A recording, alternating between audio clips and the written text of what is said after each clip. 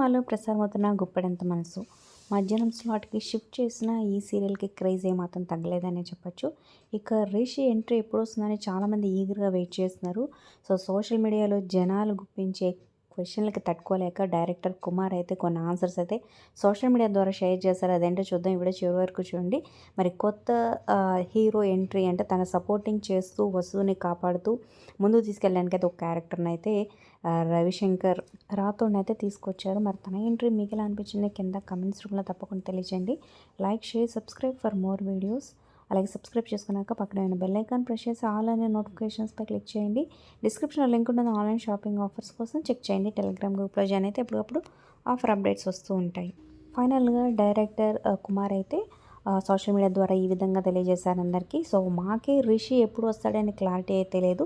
So అందరికీ చెప్తున్నా, అంతకుముందు చెప్పాను, ఇప్పుడు అదే చెప్తున్నాను. సీరియల్ అయితే చాలా బాగుంటుంది, ఖచ్చితంగా చూడండి. రిషినే కావాలి మేము చూడలేమనుకుంటే అది మీ ఇష్టం.